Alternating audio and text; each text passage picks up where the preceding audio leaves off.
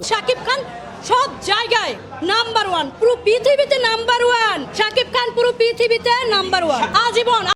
তো hello my lovely friend, তোমরা সবাই কেমন আছেন? আশা করি সবাই অনেক ভালো আছেন। তো আজকে আমার একটা কথা হইলো, একটা আপুর কথা শুনে আমার পুরো মাথাটা খারাপ হয়ে গেছে। আপনারা নিশ্চয়ই শুনতে চান কি কথা, তো আমি দেখাতেছি, রাখেন। দেব, জিৎ সুপারস্টার তারা, ঠিক আছে। তারপর ওই যে সাথে ছিল অঙ্কুশ, তিনজন দেখতাম প্রায় হেডলাইনে। এখন শাকিব খান যে ওখানে পা দিল ভাই, পা দেওয়ার পর কি হলো, কি একটা আমেজ তৈরি হলো, সবাই দেখেছেন। তখন মনে হচ্ছিল দেব কিছু না, জিৎ কিছু না, কলকাতার কেউ কিছু না, শাকিব খানই নাম্বার ওয়ান সেখানেও, আমার সেটাই মনে হচ্ছিল।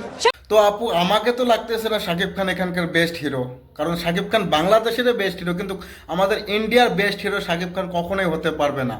আর দেব, জিৎ, তোমরা যে এরকম করে বলতেছো, ওরা চান্স নিয়ে দিলে তো শাকিব খান চান্সে পাবে না আমার ইন্ডিয়ায় ফিল্ম করতে।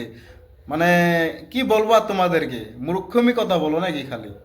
শাকিব খান সব জায়গায় নাম্বার ওয়ান, পুরো পৃথিবীতে নাম্বার ওয়ান। শাকিব খান পুরো পৃথিবীতে নাম্বার ওয়ান আজীবন। তো আপু, একটা কথা শোনো, তাহলে আমাদের ইন্ডিয়ান হিরোরা কি নাম্বার ওয়ান না? আমাদের ইন্ডিয়ান হিরোরা কি খালি ঘোড়ার ঘাস কাটে নাকি?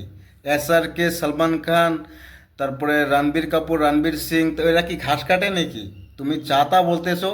টাকা দিয়ে দিয়েছে অলরেডি, তুফান দিয়ে আমার হিসেবে টাকা দিয়ে দিয়েছে। তুফানে যে শাকিব খান অভিনয়টা করেছে, সেই অভিনয়টা শাহরুখ খান, সালমান খান আর কয়েকজন এসে করুক, দেখি কাকে ভালো লাগে বেশি, কার জিনিসটা বেশি ভালো লাগে। শাকিব খানের হাত নাড়ানোর স্টাইল, অভিনয়, চোখের ইশারা, হাঁটার স্টাইল, ও মাই গড, সেটা তো। আরে এই আপু, এই কি যাতা ফালতু কথা বলিস?